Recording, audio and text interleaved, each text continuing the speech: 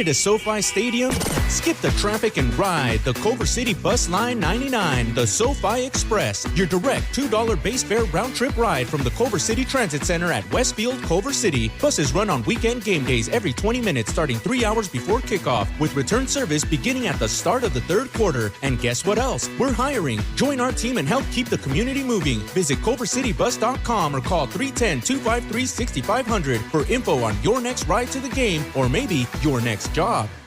Good afternoon. Getting right down to business here. We are doing it live, doing more at 4 weekday afternoons, right after Guy Benson and just before the 790 KBC News Blitz at 5. Mottek On Money, live on the air, 790 KBC, streaming live online worldwide at kbc.com. And, of course, the on-demand Mottek On Money podcast, kbc.com, Apple iTunes, YouTube, all your favorite podcast platforms. We'll take that and rewind it back. What a week on Wall Street. Record highs for stocks and gold, and now a pullback to close out the week. Stocks, Bitcoin, oil, all moving sharply lower on the latest blizzard of headlines today, including tariff news and the peace deal of the Middle East, as well as the ongoing U.S. government shutdown. Stocks closing sharply lower today as President Trump and China locked horns on tariffs, with the president threatening a massive increase in duties on Chinese products. The president said the U.S. would impose a new tariff of 100% on imports from China, over and above any tariff that they are currently paying starting November 1st. The president also said the U.S. on the same date would impose export controls on any and all critical software.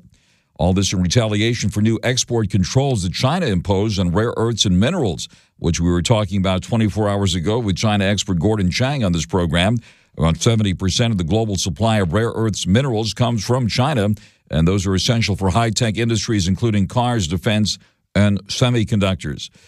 The Trump administration announcing it's begun substantial layoff of federal workers as the government shutdown continues.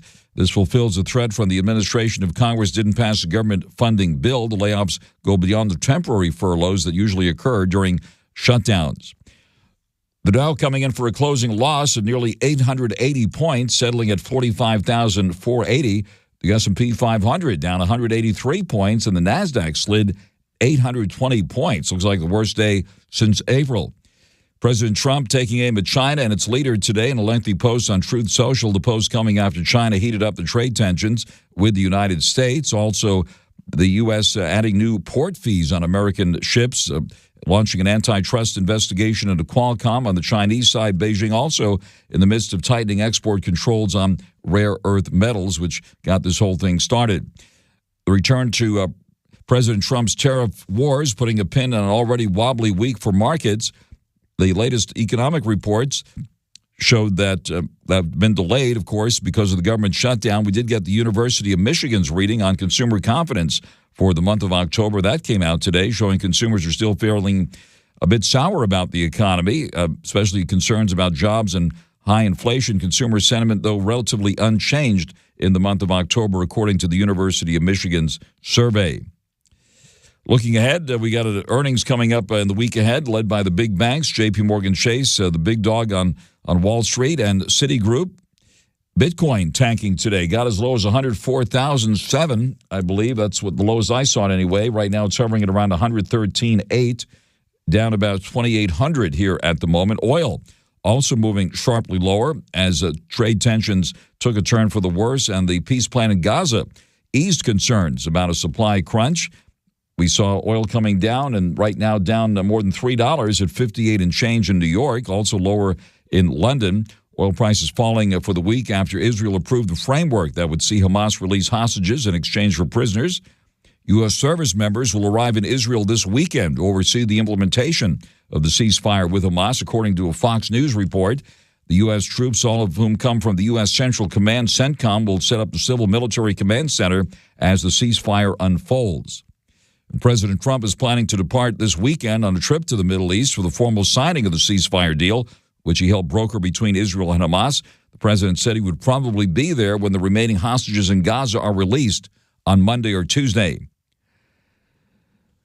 Coming up, I'll discuss this week's epic developments in the Middle East and what's ahead with Dan Raviv, Middle East expert, author of numerous books, including Spies Against Armageddon and Every Spy a Prince. He's an expert on the Israeli intelligence service, also host of the Mossad Files podcast.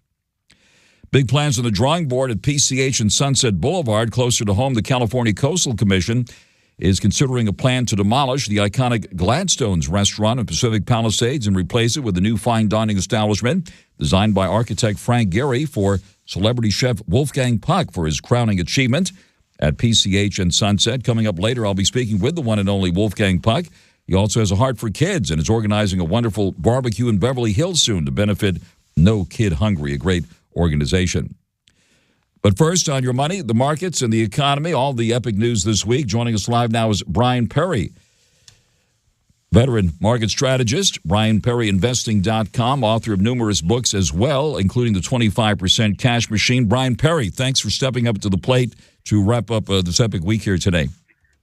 Thank you, Frank. It's always great to be with you and your audience. Sorry to hear the Gladstone's is closing. I really did enjoy going there from time to time. But for the market here, a wake of gorilla dust here. It's a DC term that basically is chest pounding by the big gorilla, namely POTUS, which is Donald Trump here. It's people are going to wonder whether this is just another, taco moment where Trump always chickens out. We just don't know that, but that's been the pattern of late, to come in and then just walk away from the bride at the altar on these trade deals. So we'll see what happens from that standpoint. Aside from today's, sell first, ask questions later sell-off, the week, was really marked by a landscape that included what's been called the debasement trade here. And this is basically weak global currencies, are leading to higher prices for gold and Bitcoin and recession-proof real estate like healthcare and, public storage units and things like that, Frank. The business of printing money, and government deficits is really a problem. And at the same time, we've seen this record run in gold here with a stock market rally, which normally they run counter to each other. So it's interesting that we've seen both risk on assets and, the most defensive asset in the world, which is gold, also make these new highs, breaking above 4,000 this week. Another thing that defined the week was really a breakdown in some of the private credit stocks here, like, Blackstone, KKR, Apollo, and all the business development companies here. There was a $10 billion bankruptcy of First Brands Group, which is a major U.S. aftermarket auto supply provider here. And that really rocked Jefferies, which is JEF, down 28%. And and then again, bled into the sector of the private credit. That's a $3 trillion market. And this particular deal was $10 billion, of which Jefferies had about 715 million of it. So when that one BK, it just, it sent ripples through the entire private credit area here, because it's a very opaque sector, not knowing really the exposure there. You really don't get things that are mark to market like you do, when stocks trade. Tariffs, again, is front and center here with China today, but still leading up to today, there's been no major breakthrough with China, India, and Brazil, our major trading partners. And now it's only going to be more difficult, in the week ahead. But I think this is just really applying pressure to the situation here. Trump administration really wants to start getting these deals done sooner than letting them, string out as they have.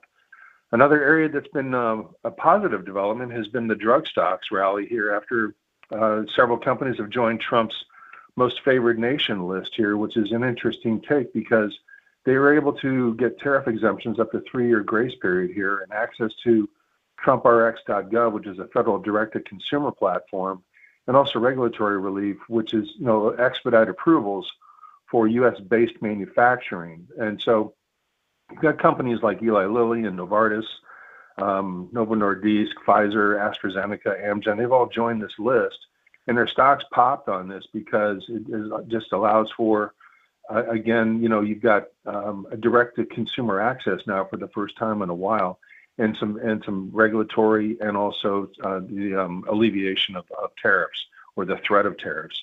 So that was an interesting development, a long time coming.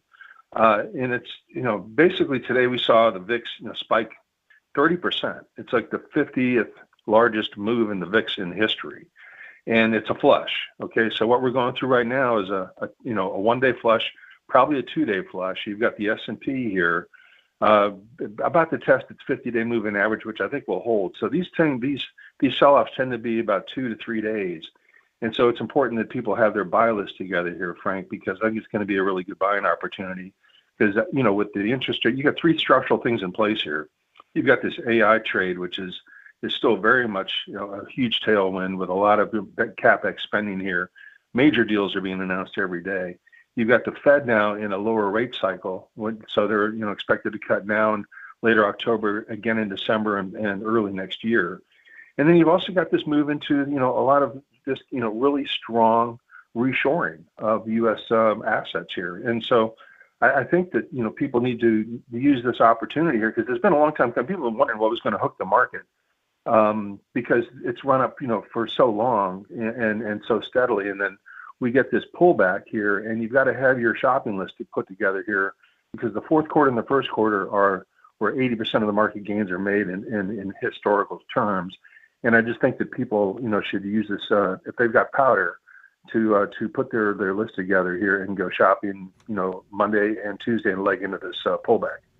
On the air live with veteran market strategist Brian Perry. NVIDIA hit a record high earlier in the day and then pulled back more than $9, back to 183 and changed. The NASDAQ itself had hit record highs intraday during this trading session. And then came that tariff spat between the U.S. and China, which took the air right out of the market. And the VIX index, as you noted, spiked 32%. On the flip side, gold continued to hold up pretty well, actually rising today by more than $63 at $4,035 and change, a week in which we've seen the precious metals move to at or near all-time highs. Silver got close to $50 an ounce. What about the big story gold this week? I still think it trades higher. You have central bank buying, sovereign fund buying, retail buying, general endowment buying here. There's not enough supply to meet demand around the world, and it's just become one of these. It's held up way better than Bitcoin when it comes to be in terms of a safe haven store of wealth.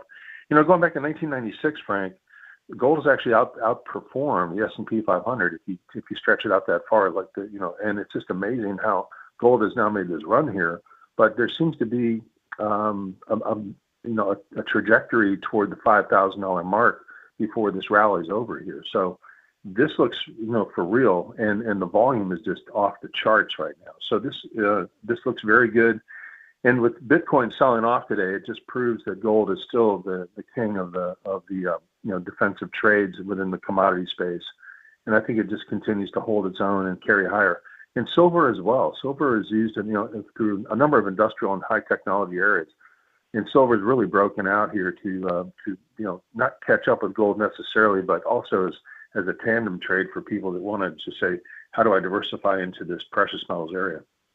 We saw the oil stocks take a hit today as this peace deal in the Middle East is alleviating concerns about supply, and tensions in the Middle East now appear to be easing, with oil well below $60 a barrel here now, down to around 58 and change. What do you see ahead for oil and the oil names here?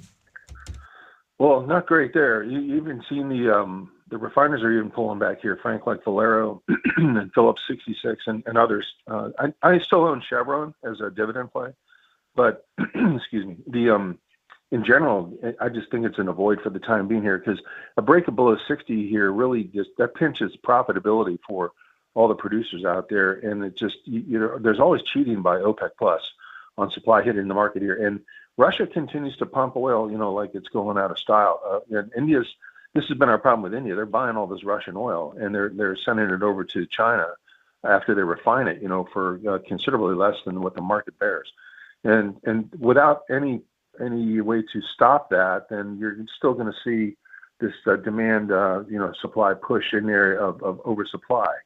So with that said, unless OPEC, and because OPEC has been raising their production for the last 3 months, unless they turn that around and start cutting production here, it's just a tough trade to try to bottom fish this, Frank. And you really need to see that come in.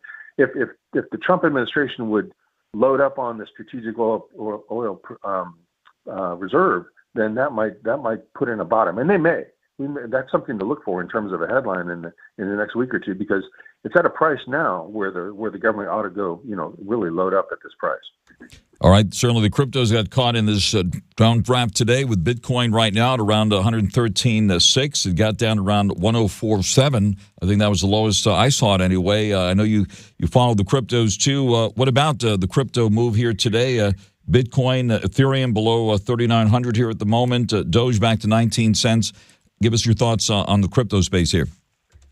Okay. Well, these opportunities don't come along that often here. And we've seen each one of these pullbacks put in what is called a higher low. And so in any bullish chart, you want to see, higher highs and higher lows on the way up. So this is a stair-step type of a chart. And I think that you use these types of occasions, like what we're seeing here today, to, initiate and add to positions here in Bitcoin. And Bitcoin only at this moment here. Ethereum has made a good move. But, I still think Solana at the end of the day is going to be a more it's got a better base case, better use case than Ethereum longer in the long term. But when you have a large pullback in the cryptos, then really stick to Bitcoin here, because this is really where the whole digital coin and primary emphasis on this move in Bitcoin being of limited supply. There's only 21 million Bitcoin going to be printed here, and roughly I think about 18 million have already been mined. That this is where you're getting into a tight supply, and the digital coin is really starting to be adopted by a lot of banks out there. So I think this is really coming together here for Bitcoin to make a move ultimately toward the $150,000 to $200,000 level. Looks like the government shut down through the process of approving a Solana ETF or a series of exchange-traded funds focused on Solana. The SEC faced a Friday deadline to make a decision on the application of ETFs investing in Solana. Did you see any news on that, Brian Perry? And what's the outlook on the Solana ETFs here? Well, there's not many of them out there right now, but I think they're going to see, all the ones that all came out recently, Fidelity and BlackRock. I think they're all going to have their own version of it here shortly here, and I just think that you've got to be having Solana as your go-to digital coin, because the transactions with Solana are multiples faster than that with Ethereum. I mean, like hundreds of times faster. So, when it comes together, it's going to be large. I think SOL is probably the one that is mostly traded here, Frank, and that's let's see, we're closed today. I don't have a bid on that here right now, but I think that's the one you want to work with here, and just again, let these things come out, let these ETFs come out and trade for about a few days before you buy into them here, because you want to see where the large fund flows are going into and where the favored ETF is, and spot that ETF and go from there. All right. We just have a couple of minutes left here. So any specific places where you are putting money now and or taking it off the table? Well, in terms of a shopping list here going into Monday here, Frank, I think, Robinhood, Palo Alto Networks, Google, KLA 10 Core, NVIDIA, American Express, Palantir, and Lam Research. Those are all on my buy the dip list here. This week I came out of, a few names here like Coinbase, Nebius made a huge move here. Applied Digital, General Electric, BlackRock, and Capital One. I just got out of those names when they started pulling back here. So, Oracle also looks really good here. Shopify looks great. JP Morgan maybe in front of earnings here. And Netflix, had a big pullback here and gave people a buying opportunity here earlier this week. That also looks good. But stay in those major names here, because you want to be where the fund flows are, because that's where institutional money is. Those are strong hands, and those are the names that are probably going to carry this market higher to new highs here. And look for the market to actually recover this move and maybe even trade higher here by this time next Friday. Brian, thank you very much for that thorough assessment as always. I appreciate your thoughtfulness and thoroughness, and every time you're on the air with us here, we do appreciate it. That is Brian Perry, veteran market strategist, author of the 25% Cash Machine, BrianPerryInvesting.com. Brian, thank you very much. We wish you a good weekend, and look forward to reconnecting in the week ahead. Okay, thank you, Frank. You as well. Thank you very much. Out to the freeways now, 790 KBC. Mottek On Money continues, 790 KBC. Market rattling event today on Wall Street, and that was President Trump threatening massive tariffs on China, reversing early gains on Wall Street that saw the Nasdaq hit a record high intraday.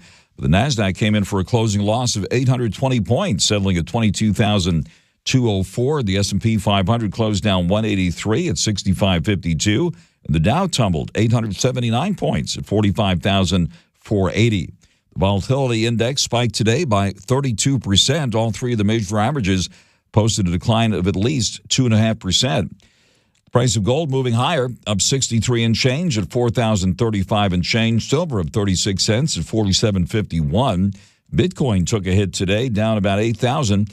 Right now at 113,657, got as low as 104,700 or so earlier on. Ethereum is hovering at around 38.96 at the moment. Solana at 192. Doge at the moment at 19 cents. Crude oil futures taking a tumble, down more than $3 at 58.24 a barrel. Oil stocks moving lower, including ExxonMobil down more than 2 at 110.73. Chevron down nearly 3 at 148.90. And now the latest news on 790 KBC. Mottek On Money continues. 790 KBC. Financial markets focused on epic developments in the Middle East this week. We saw the price of oil falling for the week after Israel approved the framework that would see Hamas release hostages in exchange for prisoners, a key step toward ending the conflict in Gaza. The Israel-Hamas ceasefire went into effect today as part of the first phase of President Trump's peace plan to end the war in Gaza.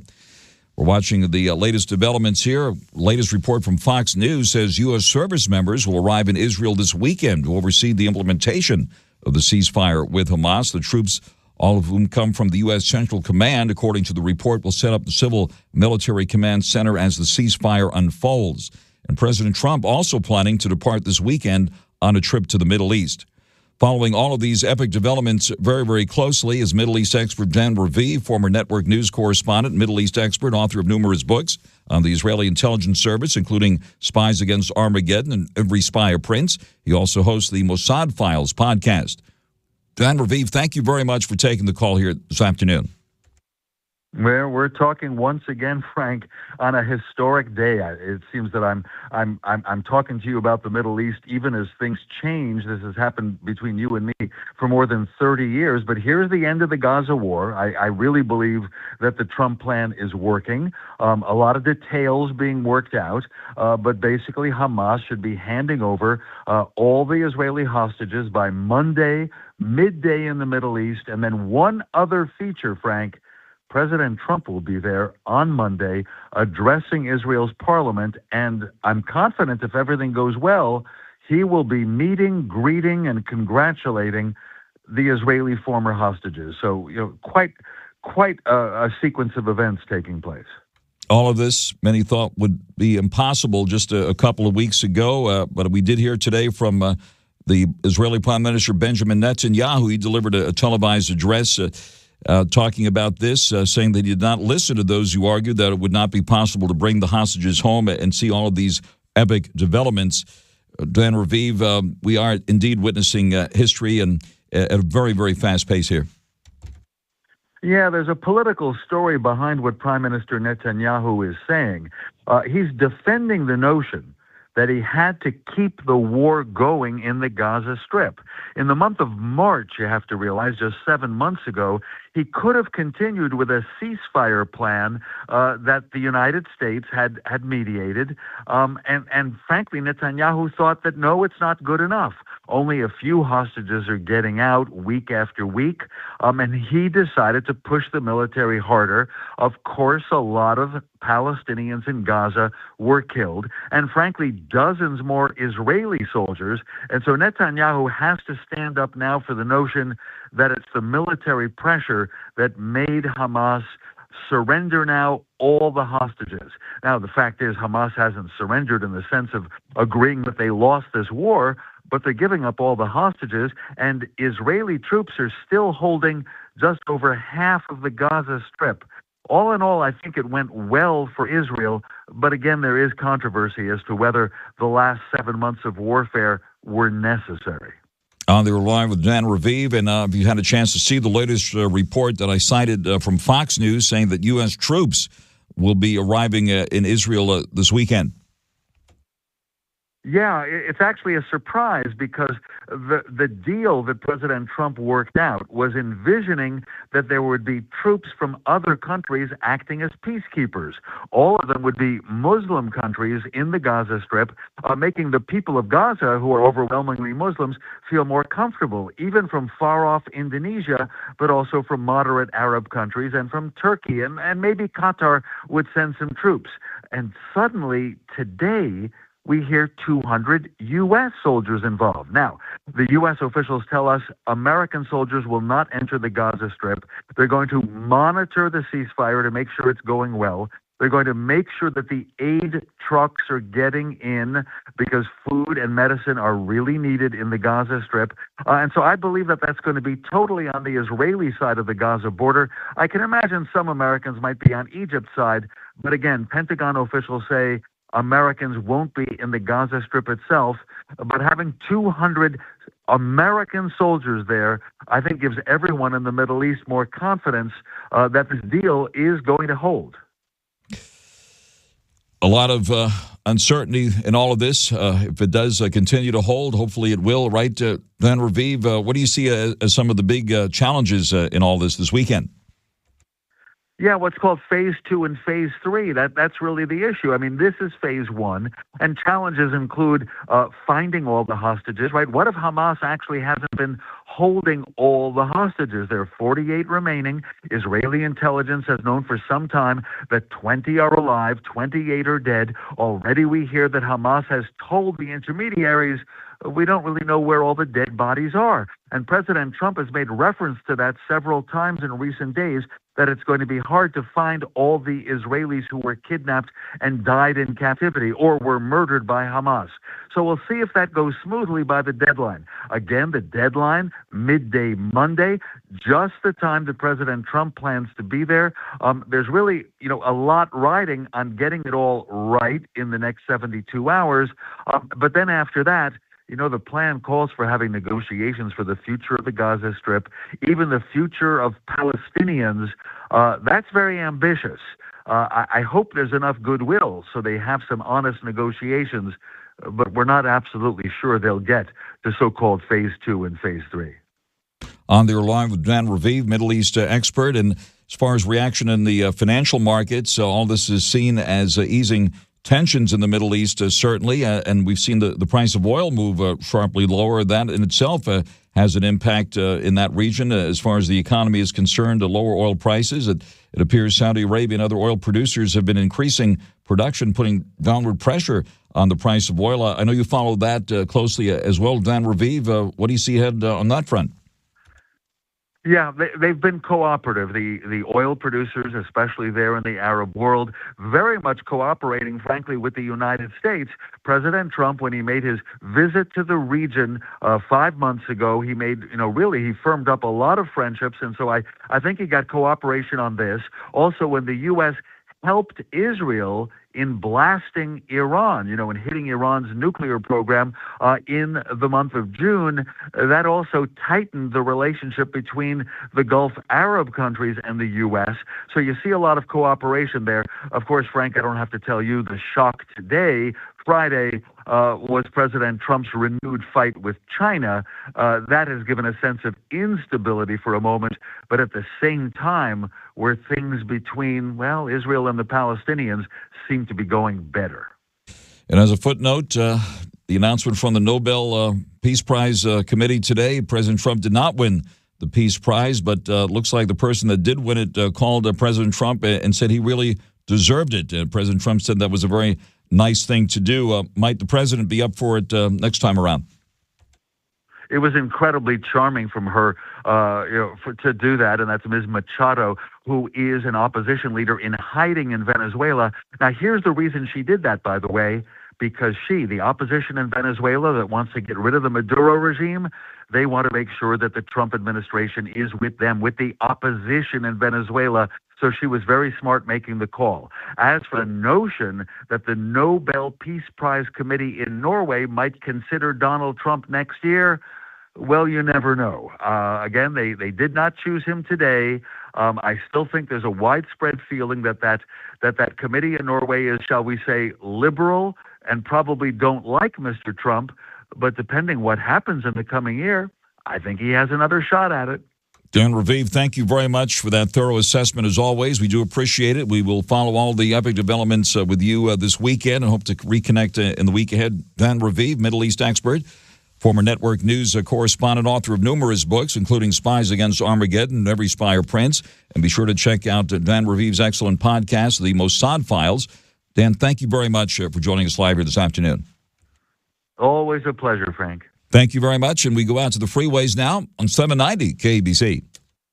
Mottek On Money continues, 790 KABC, turning now to the restaurant business. We're going to be speaking to the biggest name in the restaurant business here in just a second. Big plans on the drawing board at PCH at Sunset Boulevard. The California Coastal Commission still looking at plans to demolish Gladstone's in Pacific Palisades and replace it with a new fine dining establishment designed by famed architect Frank Gehry for celebrity chef Wolfgang Puck as the crowning professional achievement of the most famous chef in the world.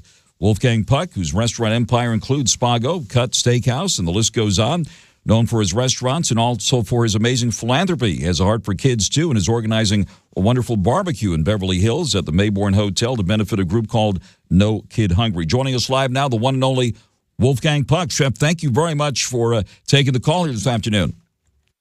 Thank you, Frank. It's a good day talking to you. And, yesterday the Coastal Commission approved our plan. So we finally, after all these years, going to move forward. Now, building a great restaurant on the beach. Obviously, Frank Gehry, the most famous architect in the world, is building it. So I'm very excited. See it tonight, read about it tomorrow, but hear it now on Mottek On Money, live on the air with Wolfgang Puck. Congratulations on that very big news and for sharing that big news with us live here with this audience, Chef. Thank you very much. So what? You're the first one to know, like always, see? That's very much appreciated. Thank you very much. And tell us what are your plans there and what's the timetable now?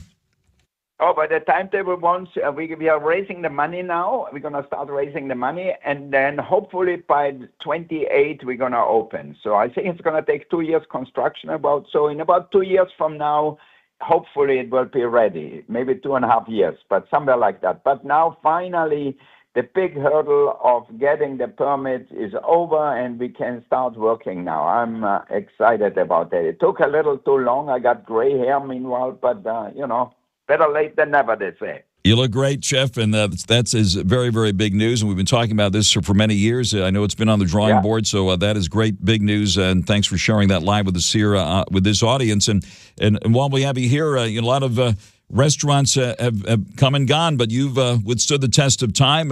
Give us an update on how the restaurant business looks these days.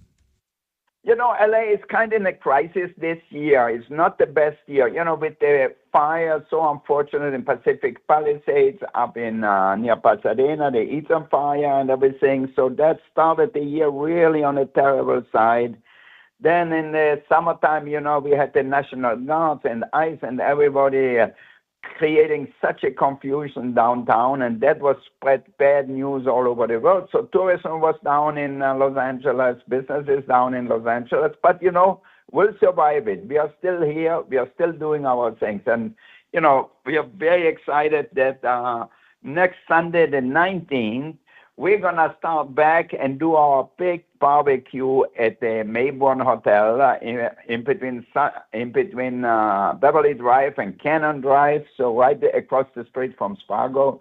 And I have some of the best chefs, from all over the place, from Evan Funky to Nancy Silverton to Bert Bachman from Slab Barbecue, Daniel Castillo from Heritage Barbecue. Eric Werner is coming all the way from Tulum. He's making the big grilled fish, the grilled hamachi on charcoal fire, and Franco Stini from the Hitching Post up in Santa Ynez. And naturally, Spago and Cut are well represented. Spago, we're going to make some amazing barbecue duck.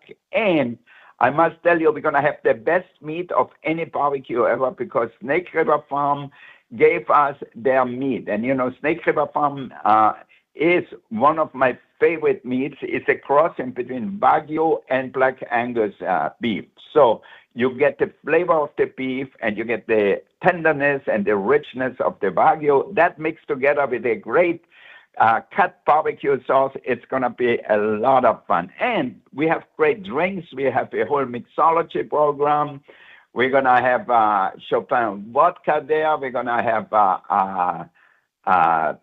tequila, and we're going to have Frog Sleep Chardonnay. We have Batson Hall red wine, great champagne from Laurent Perrier. So this is going to be a great, great afternoon or early evening on October the 19th. It's from 6 to 9 p.m. So come early, hang out with the chefs. So it's going to be great. You can talk to everybody. And one of my friends is coming too. I almost forgot him. Is Jorge Alvarez. He is doing the Taco 1986. And we're going to have the Corabuta pork for him and also the Snake River Farm beef. So it's going to be really amazing. That is absolutely fantastic. It sounds like you're describing the governor's ball at the Oscars, making the kids the star and bringing all those wonderful chefs together, all for a great cause. No Kid Hungry. I know people need to know about your great philanthropy here, Chef, and you and your family have been doing wonderful things for years to help the kids and other important causes here. So tell us more about this organization that you're helping.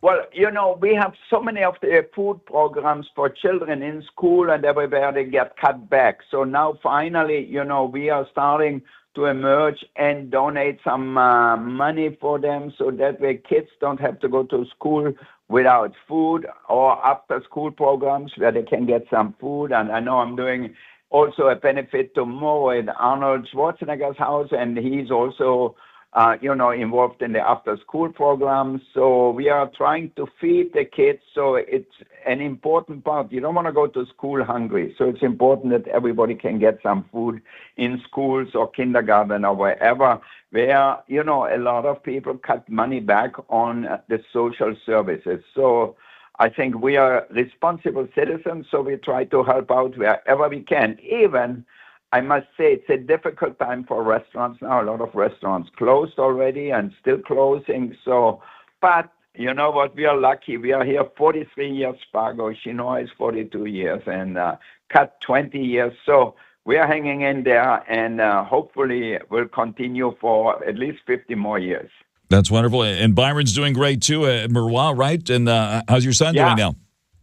I know. My son Byron is doing really well. We just got back from Singapore. We did a big event in Singapore for the Formula One. His restaurant up Merwa is doing really well. We just reopened Ospero for breakfast. So if anybody wants to go for breakfast, that's open now too again. A lot of people ask, when you going to open, when you going to open. So you can have the best croissants, the best pain au chocolat, or like I went this morning, had a great avocado toast and the egg and beef burrito. So I had a great breakfast already there. So it's a great place at the hotel there, at the Sunset Roads.